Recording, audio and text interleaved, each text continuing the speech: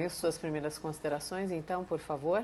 Bom, sou prefeito de registro, né? Vamos começar aí pelo óbvio, né? Ninguém deve ser condescendente com abuso de autoridade, especialmente quando há emprego de força excessiva ou prática de corrupção.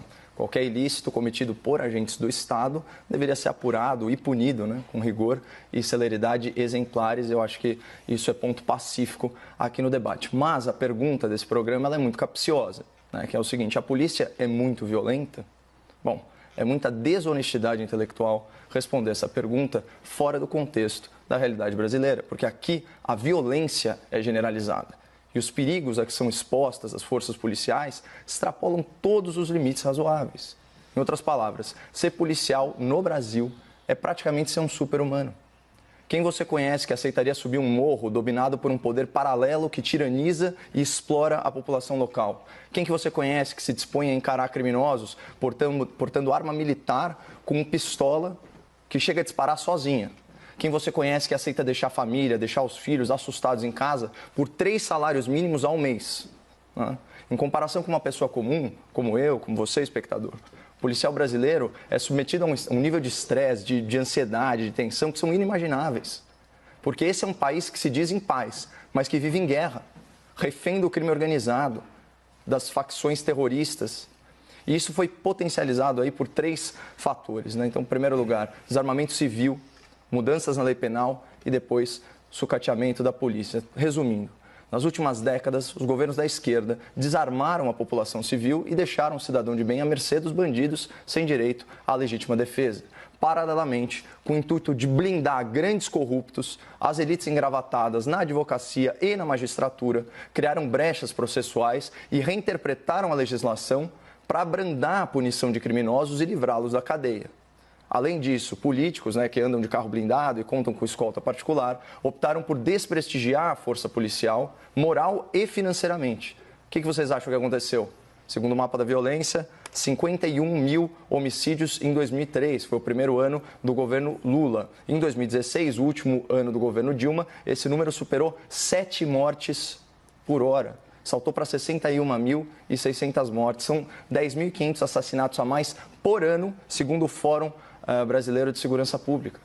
Isso é o Brasil com a esquerda no poder. Governos tolerantes com o crime, né?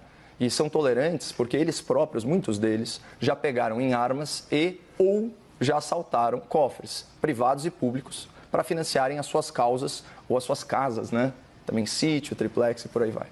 Bom, o número de homicídios agora, em 2009, então, primeiro ano do atual governo, despencou para 41.600 mortes. Então, é isso mesmo, 20 mil assassinatos a menos que no último ano do PT no poder. Então, o que mudou tão drasticamente? Prestígio presidencial aos soldados, o respaldo à corporação militar, o recorde na apreensão de produtos do tráfico, o uso da Força Nacional intervindo em estados e, sim, o aumento da letalidade policial em confrontos com o crime organizado. Alguém tem dúvida que isso fez reduzir a criminalidade violenta? Mas solucionar esse caos na segurança pública, gestado pela esquerda brasileira, não é um desafio para uma eleição, é um desafio para uma geração. Enquanto isso, né, o cotidiano de milhares e milhares e milhares de policiais é o mesmo. Eles continuam submetidos aí a condições desumanas de trabalho, correndo riscos incalculáveis e recebendo em troca um salário bem modesto. E bem injusto, para falar a verdade. Assim como é injusta a cobertura parcial que a imprensa militante faz do trabalho da polícia. A mídia enviesada trata a exceção pela regra, né? Como eu posso generalizar que a polícia é violenta se apenas uma ínfima minoria se comporta assim? Se eu vier aqui falar que o Congresso de ontem era comprado ou que o STF de hoje é um tribunal autoritário, na hora eu vou ser acusado de generalização, né? Só que reparem que o percentual de políticos corruptos no Congresso ou de ministros arbitrários no STF é muito, mas muito maior que o percentual de policiais que cometeram algum tipo de violência com a população de bem. Então, para fechar, vamos voltar à pergunta do debate. A polícia no Brasil é muito violenta?